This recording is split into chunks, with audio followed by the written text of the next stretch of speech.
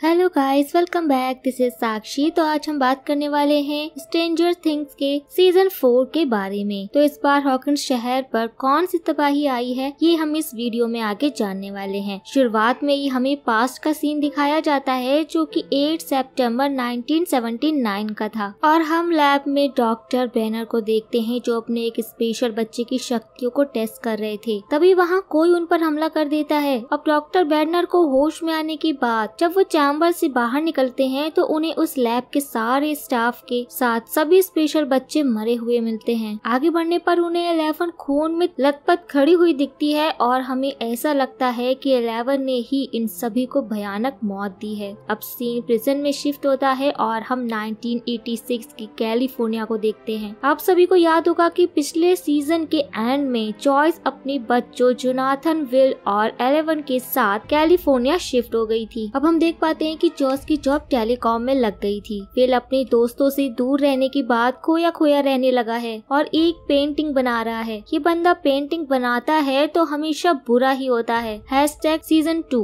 Jonathan अपने long distance relationship को handle नहीं कर पा रहा था क्योंकि उससे नैन्सी के साथ कॉलेज नहीं जाना होता। इसी प्रेशर में वो अपने नए दोस्त आरसाइल के साथ मिलकर बाबा जी की बूटी का सेवन करने लगा था क्योंकि उन दोनों के हिसाब से ये सिगरेट की तरह दिल नहीं जलाती है, सिर्फ फोटो से लगकर दिमाग को शांत करती है। वही टिपिकल नशेड़ियों के महान ज्ञान। अब इन सब के बारे में 11 लेटर के जरिए माइक को बता रही है। बात करें 11 की तो उसकी स्कूल लाइफ बहुत ही चैलेंजिंग है क्योंकि एंजेला और उसकी गैंग हमेशा 11 को बुली करती रहती है और 11 के ग्रेड्स भी बहुत खराब हैं। पर 11 माइक को झूठ बताती है कि स्कूल में उसकी दोस्ती काफी लोगों के साथ है। अब हम आते हैं हॉकिंस शहर में जहाँ लुकास अब कूल डूड बन चुका है और उसने बास्केटबॉल टीम ज्वाइन कर ली है। वहीं डस्टिन और माइक ने हार्ट फायर नाम का एक म्यूजिक बैंड ज्वाइन किया था जिसका लीडर एडी है जो कि दिमाग से थोड़ा खिसका हुआ है, पर उनकी टीम के बंदे डंजन एंड ड्रैगन भी खेलते हैं। वहीं नैन्सी हाई स्कूल की छोटी न्यूज़पेपर के लिए काम करती है। वहीं हमारा स्मार्ट स्टीव अपनी दोस्त रॉबिन के साथ एक रैंडल वीडियो शॉप पर काम करते हैं। हम डस्टिन को भी देखते हैं जो अपनी गर्लफ्रेंड सूजी की मदद से अपने स्कूल की सिस्टम को हैक करवाकर अपना रिजल्ट सुधरवा लेता है। बात करें मैक्स की तो उसने लुकास के साथ ब्रेकअप कर लिया है, पर बिली की मौत के बाद मैक्स की हालत मेंटली खराब है जिसके लिए वो अपने स्कूल की काउंसलर से भी मिलकर थेरेपी ले रही है। ये थी सारी कैरेक्टर्स के हाल चाल। अब बात करते हैं इस सीजन की कहानी की तो बास्केटबॉल टीम के कैप्टन जैसन की गर्लफ्रेंड क्रिसी को उसकी मॉम की यादें हॉन्ट कर रही हैं और क्रिसी भी मैक्स की तरह काउंसलर से थेरेपी ले रही है। वहीं जॉयस को एक कुरियर मिलता है जो कि रशिया से आया था। कुरियर खोलने के साथ वो मरी को कॉल करके इस कुरियर के बारे में बताती है और मरी जॉसी को उस कुरियर में से निकली डॉल को तोड़ने को बोलता है। डॉल के टूटते ही उसके अंदर से जॉयस को एक लेटर मिलता है जिसमें लिखा हुआ था कि होपर अभी जिंदा है और आगे की जानकारी उन्हें उस लेटर पर दिए हुए नंबर पर कॉल करने पर मिलेगी। इधर स्कूल में लुकस को डस्टिन और माइक आज रात हेल फायर में आकर गेम खेलने को बोलते हैं, पर लुकस का आज बास्केटबॉल का फाइनल मैच था तो वो हेल फायर में आने से मना कर देता है। हम क्रिसी को जंगल में एडी के साथ देखते हैं जो एडी से ड्रग्स लेने आई थी। यहाँ एडी अपनी हरकतों से क्रिसी को हंसाता है और अगर जैसन की जगह एडी इसका बॉयफ्रेंड होता तो मे भी ये कभी डिप्रेशन में नहीं जाती। वहीं जंगल में क्रिसी को एक ओल्ड पेंडुलम क्लॉक दिखाई देती है। इधर डस्टिन और माइक की टीम में एक साथी कम था तो वो रात अपने साथ लुकस की बहन एरिका को ले जाते हैं और फिर एरिका के बड़बोलेपन के आगे सन की एडी की भी बोलती बंद हो जाती है। इधर स्कूल में लुकस अपने स्कूल को आखिरी सेकंड में गोल कर बास्केटबॉल मैच जितवा देता है और इधर डस्टिन की टीम भी जीत जाती है। मैच खत्म होने के बाद एडी क्रिसी को अपने घर असली नशा करवाने लाता है और जब वो ड्रग्स ढूंढ रहा था तो हम देखते हैं कि क्रिसी की बॉडी फ्रीज है और वो उल्टी दुनिया में है जहाँ एक मॉन्स्टर क्रिएचर क्रिसी को अपना शिकार बना लेता है और रियल वर्ल्ड में एडी के सामने ही क्रिसी की बॉडी हवा में उड़ती है और पहले उसकी आंखें फूटती हैं और फिर डिमोनिक तरीके से क्रिसी की बॉडी के सारे जॉइंट्स टूट जाते हैं और वो मारी जाती है। ये देखकर एडी अपनी वैन को लेकर वहाँ से भाग जाता है। एडी को भागते हुए मैक्स ने अपने घर से देख लिया था। नेक्स्ट सीन में हमें दिखाया जाता है कि लैब में लगी आग से होपर बच गया था, पर रशियन सैनिक उसे उठाकर रशिया अलास्का ले गए जहाँ वो होपर को टॉर्चर करके 11 के बारे में पूछ रहे थे, पर होपर अपना मुंह नहीं खोलता। वहीं हॉकिंस में पुलिस के साथ मैक्स को भी पता चल गया था था कि क्रिसी मारी गई और मैक्स को पता था कि एडी क्रिसी के साथ था, पर उसे यकीन था कि एडी ने क्रिसी को नहीं मारा। तो वो डस्टिन के पास आकर उसे बताती है कि क्रिसी की मौत में उल्टी दुनिया के मॉन्स्टर का हाथ है, पर पूरी सच्चाई एडी ही उन्हें बताएगा, इसलिए वो पुलिस से पहले एडी को ढूंढने का फैसला करते हैं। उधर माइक भी 11 से मिलने स्प्रिंग ब्रेक में कैलिफोर्निया चला गया था। वहीं लेटर की पहली सुलझाने मरे भी जॉयस के पास आ गया था और लेटर पर दिए गए नंबर पे कॉल करने पर उनकी बात अलास्का के एक जेल गार्ड एंथनी से होती है और वो उनसे होपर के बदले $40,000 मांगता है, जिसे उन्हें अलास्का के एक आदमी उरी को देना होगा। अब गवर्नमेंट की एक टीम हॉकिंस के पुलिस वालों के फोन कॉल से पता चल गया कि फिर से कुछ भूतियापा हॉकिंस में चालू हो गया है, जिसके लिए एक नया जनरल हॉकिंस में 11 को ढूंढने आ गया था। डस्टिन और मैक्स एडी और क्रिसी की स्टोरी स्टीवन और रॉबिन को बता देते हैं और वीडियो शॉप के कंप्यूटर डेटा में उन्हें एडी के ड्रग सप्लाई का एड्रेस भी मिल जाता है, जहां पर एडी छुपा हुआ था। इधर क्रिसी का बॉयफ्रेंड जेसन अपने बास्केटबॉल टीम के पॉइंटर्स के साथ एडी को ढूंढने निकला था, क्योंकि उसे लग रहा था कि हेलफायर का शैतानी कल्ट है जिसमें एडी और उसके दोस्तों ने क्रिसी की बलि चढ़ा दी है। अब लुकस जेसन को समझाने की कोशिश करता है कि हेलफायर बस बच्चों के गेम खेलने की जगह है, पर उसकी बात का किसी को विश्वास नहीं होता, तो वो भी जेसन के साथ एडी को ढूंढने के लिए चला जाता है। वहीं दूसरी तरफ नैन्सी और उसका एक पार्टनर फ्रेड किसी के मर्डर लोकेशन पर पहुंचते हैं ताकि उन्हें अपने न्यूज़पेपर के लिए कुछ खबर मिल सके। अब जब नैन्सी एक पुलिस वाले को बहला फुसला रही थी, तभी हम देखते हैं कि फ्रेड को भी किसी की तरह भयानक विजन्स दिखने लगे हैं। एडी के अंकल से पूछताछ में नैन्सी को विक्टर क्रील के बारे में पता चलता है, जिसने बहुत साल पहले अपनी फैमिली को ऐसे ही मार दिया था, पर अब वो मेंटल असाइलम में बंद है। वहीं हम फ्रेड को जंगल में ओल्ड पेंडुलम क्लॉक के पास देखते हैं। अगले सीन में हमें माइक, 11 और विल को स्केटिंग करते हुए दिखाया जाता है, जहां वो माइक को झूठ बता रही थी कि उसके दोस्त स्कूल के कूल लोगों के साथ है, पर तभी वहां एंजेला अपनी दोस्तों के साथ आकर 11 की बेइज्जती माइक के सामने करती है। फिर माइक को 11 की सच्चाई बता देता है कि उसे स्कूल में बुली किया जाता है। अब माइक और विल अपनी दोस्ती को लेकर एक दूसरे के साथ बहस करते हैं, क्योंकि माइक ने विल पर ध्यान देना बंद कर दिया था और विल ने भी माइक से बात करने की कोशिश नहीं की। इन दोनों के झगड़े के बीच 11 ने गुस्से में एंजेला के ऊपर स्केयर शूज से हमला कर दिया। इधर एडी को डस्टिन की गैंग ने ढूंढ लिया था और जब उन्होंने एडी को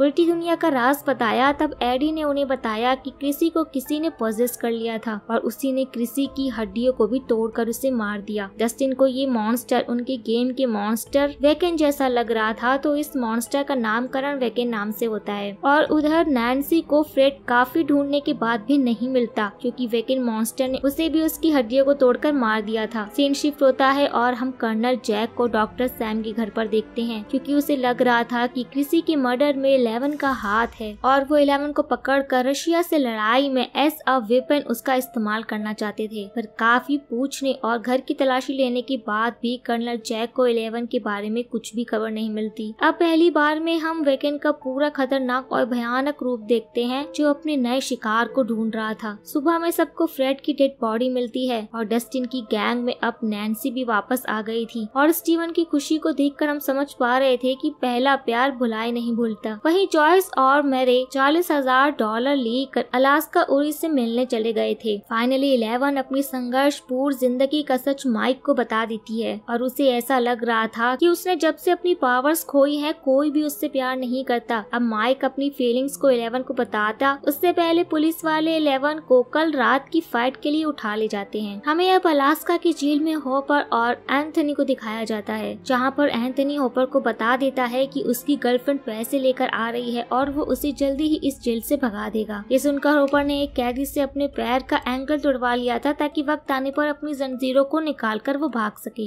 इधर मैक्स सबको बताती है कि क्रिसी मरने से कुछ दिन पहले अजीब सी हरकतें कर रही थी और वो काउंसलर से भी मिल रही थी। वहीं नैन्सी भी उन्हें विक्टर क्रील के बारे में बताती है और वो रॉबिन के साथ लाइब्रेरी में विक्टर क्रील के बारे में पता करने चली जाती है। दूसरी तरफ जब पुलिस वाले 11 को लेकर जा रहे थे, तब 11 को बचाने डॉक्टर सैम आ जाते हैं और एक कैफे में बैठकर उसे एक नए प्रोग्राम नाइना के बारे में बताते हैं, जिससे 11 को उसकी पावर्स वापस मिल सकती हैं और हो सकता है कि वो पहले से भी ज्यादा पावरफुल हो जाए। वहीं विल, जोनाथन और माइक के प्रोटेक्शन के लिए कुछ ऑफिसर्स ने उन्हें हाउस अरेस्ट कर लिया था, ताकि वो हॉकिंस ना जाए, क्योंकि वहाँ दोबारा से अजीब घटनाएं होने लगी थी। अब रात में नैन्सी और रॉबिन को विक्टर क्रील के बारे में पता चलता है कि उसने अपने परिवार की मौत का जिम्मेदार किसी डीमन को बताया था। दोनों समझ जाते हैं कि विक्टर वेकेन के बारे में ही बोल रहे थे। वहीं मैक्स काउंसलर के घर किसी के बारे में इंफॉर्मेशन निकालने जाती है, पर काउंसलर से कोई मदद ना मिलने पर वो काउंसलर के कैबिन की चाबी चुराकर डस्टिन के साथ स्कूल में जाती है, जहां उसे पता चलता है कि फ्रेड और किसी दोनों मेंटली डिस्टर्ब थे जैसे वो हैं। तभी मैक्स को भी स्कूल में वही ओल्ड पेंडुलम दिखती है जो फ्रेड और किसी को दिखा था। लुकस भी अपने बास्केटबॉल वाले टीम के साथियों को बेवकूफ बनाकर स्कूल में डस्टिन की गैंग में आ गया था। मैक्स के होश में आने के बाद उन्हें बताती है कि वो 24 घंटे में फ्रेड और किसी की तरह मरने वाले हैं। ये सुनकर सभी शॉक थे और मैक्स बिना किसी को कुछ बोले गुड बाय लेटर लिखने लगती है, जिन्हें वो सभी को देकर उसके जाने के बाद खुलने को कहती है। जैसन भी समझ गया था कि लुकस भी हेल फायर ग्रुप में था और जब वो लुकस को ढूंढते हुए उसके घर जाता है तो उसका सामना बड़बोली बहन एरिका से हो जाता है, जो जैसन की भी बोलती बंद कर देती है। मैक्स की हालत देखकर नैन्सी और रॉबिन विक्टर क्रील से और जानकारी निकलवाने के लिए वो मेंटल असाइलम में फेक आईडी बनवा कर जाती हैं और रॉबिन असाइलम के वार्डर को एक नारी शक्ति के ऊपर स्पीच देकर उनसे विक्टर क्रील का इंटरव्यू लेने की परमिशन ले लेती है। दूसरी ओर रशिया में ओपर को देखते हैं, जो मौके का फायदा उठाकर जेल से भागकर एंथनी की बताए गए चर्च में चला जाता है और पीनट बटर खाता है। उधर जोनाथन ने अपनी नशेड़ी दोस्त आर्सिल को उनकी मदद के लिए बुला लिया था, पर वो गार्ड को बेवकूफ बनाकर निकले उससे पहले उन पर कुछ सोल्जर्स हमला कर देते हैं और जैसे तैसे एक गार्ड उन सभी को आर्साइल की वैन में बैठाकर भगा देता है। वहीं मैक्स मरने से पहले अपने भाई बिली की कब्र के पास जाना चाहती थी। रशिया में उरी ने पैसों के चक्कर में सबको धोखा देकर चॉइस और मरे को बेहोश करने के बाद उनसे ऊपर के साथ एंथनी को भी रशिया सोल्जर से पकड़वा दिया। इधर हमें विक्टर क्रील अपनी कहानी सुनाता है कि जब वो 1959 में अपने परिवार, जिसमें उसकी पत्नी और 2 बच्चे थे, उनके साथ हॉकिंस शहर में शिफ्ट हुआ था, तो कुछ दिनों के बाद ही उनके साथ अजीब और गरीब चीजें होने लगी। जैसे उनके घर के पास जानवरों की लाशें दिखने लगी, उसकी वाइफ और बच्चों को डरावने विजन्स आने लगी और एक दिन डिनर के टाइम पर उसकी वाइफ अचानक से हवा में लटक गई और उसके शरीर की सारी हड्डियां टूट जाने से उनकी मौत हो गई। अब वो अपने बच्चों को घर से बाहर निकालता है तो डीमन ने उसे उसकी जंग की यादों में भेज दिया, जहां उसने अपने लोगों को एक गांव के मासूम लोगों के ऊपर हमला करने का आदेश दिया। तभी विक्टर को एक सॉन्ग सुनाई देता है, जिसके पीछे जाने के बाद वो रियलिटी में वापस आ जाता है, पर तब तक उस डीमन ने उसकी बेटी को मार दिया था और उसका बेटा कोमा में चला गया था। दुनिया की नजरों में विक्टर ने ही अपने परिवार की जान ली थी और आज वो इसलिए यहाँ पर है। दोनों समझ गई थी कि उस डीमन के चंगुल से बाहर आने का रास्ता म्यूजिक है, क्योंकि हमारा दिमाग म्यूजिक के वाइब्रेशन को जल्दी एक्सेप्ट करने के साथ उसे देर तक याद रखता है। अब उन दोनों को पकड़ने असाइलम के गार्ड्स आ गए थे, क्योंकि वार्डन को उनकी असलियत के बारे में पता चल गया था, पर वो दोनों असाइलम से सही सलामत निकल जाती हैं। सीन शिफ्ट होता है और हम मैक्स को बिली की कब्र के पास देखते हैं, तो उसे वेकेन पोजेस कर लेता है और मैक्स खुद को उल्टी दुनिया में वेकेन के सामने पाती है। वहीं रियलिटी में सब मैक्स को पोजेस स्टेट में देखते हैं और डस्टिन नैन्सी और रॉबिन से बात करने लगता है। डस्टिन को वो दोनों बता देती हैं कि उन्हें मैक्स को उसका फेवरेट गाना सुनाना होगा। अब उल्टी दुनिया में अपनी जान बचाने के लिए मैक्स भी वेकेन से लड़ाई करके भाग रही थी और वो भागते भागते एक टूटे घर में आ जाती है। वो वेकेन उसे उस घर से निकलने को बोलता है। तभी मैक्स को एक पोर्टल खुलते हुए दिखाई देता है, क्योंकि लुकस और डस्टिन ने मैक्स के फेवरेट गाने को उसके कानों में प्ले कर दिया था। जैसे तैसे करके मैक्स रियल वर्ल्ड में वापस आ जाती है और वेकेन के कंट्रोल से बाहर निकल जाती है। इस वीडियो में हमने बस 4 एपिसोड को ही कवर किया है और यकीन मानिए बाकी के 3 एपिसोड में इतना सस्पेंस भरा पड़ा है कि स्ट्रेंजर थिंग्स के अभी तक के किसी भी सीजन में उतना सस्पेंस नहीं होगा। तो प्लीज आप इस वीडियो को अपने सर्कल में शेयर करें और आगे के एपिसोड्स के लिए हमारे साथ जुड़े रहें। तो हमें कमेंट्स करके जरूर बताइएगा कि कौन कौन इसके आगे के एपिसोड देखना चाहता है। सो मिलते हैं अब नेक्स्ट वीडियो में, तब तक के लिए take care and tata bye bye.